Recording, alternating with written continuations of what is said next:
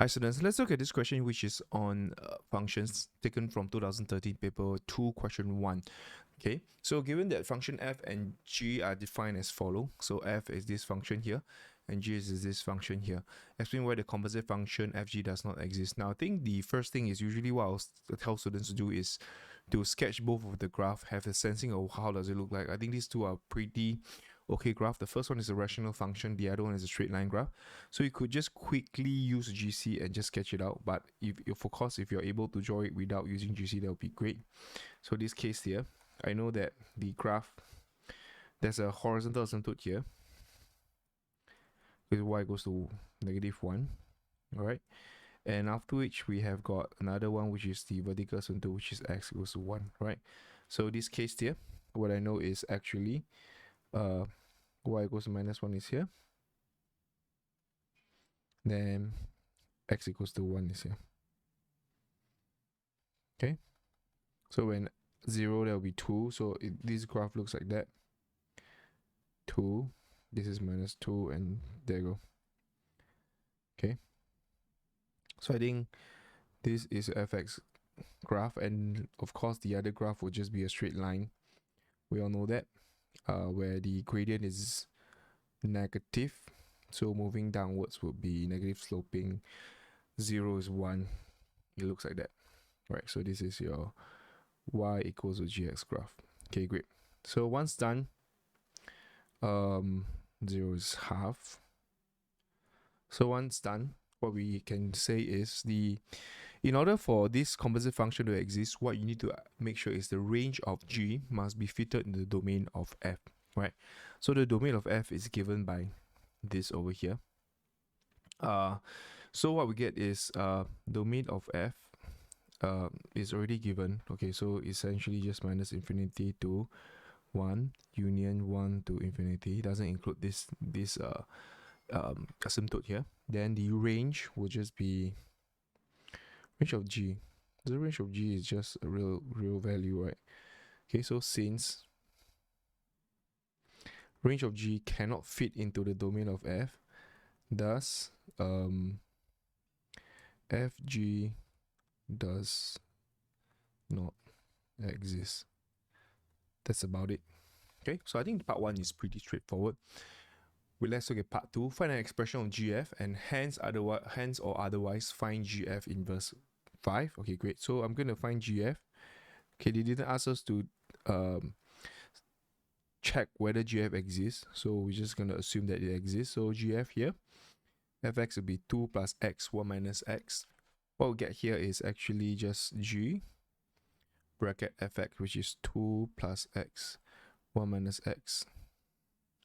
That will be g, which is be 1 minus 2 multiplied by 2 plus x, 1 minus x. Okay, so gfx, an expression for gfx. So this case here, I could just make it a common factor, just single fraction here, so shouldn't be an issue.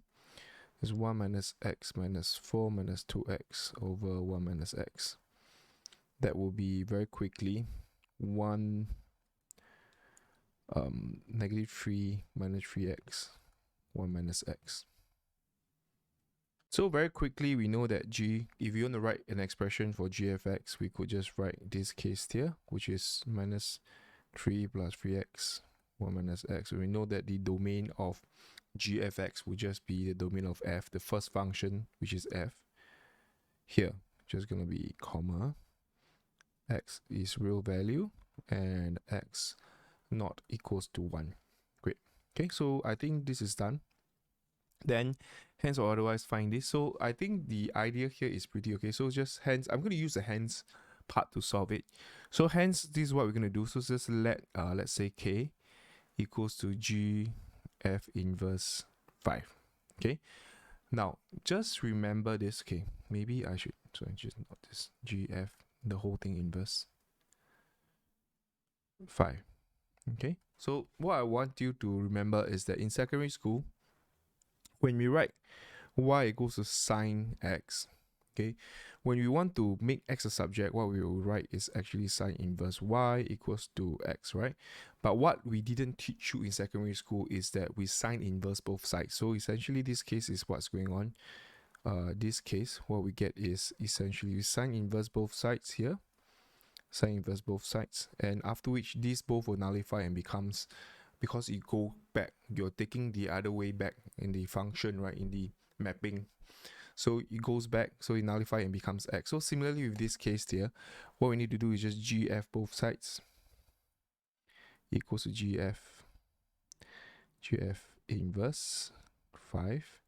So when you gf both sides, this will nullify and this will just be 5. Okay, so gfk will just be 3 minus 3 plus 3k 1 minus k. Then we're just gonna solve this.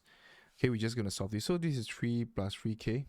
I'll bring the minus 5 over, then I'll multiply this up. This linear equation, I think all of us could actually solve this. So I don't think I should waste your time.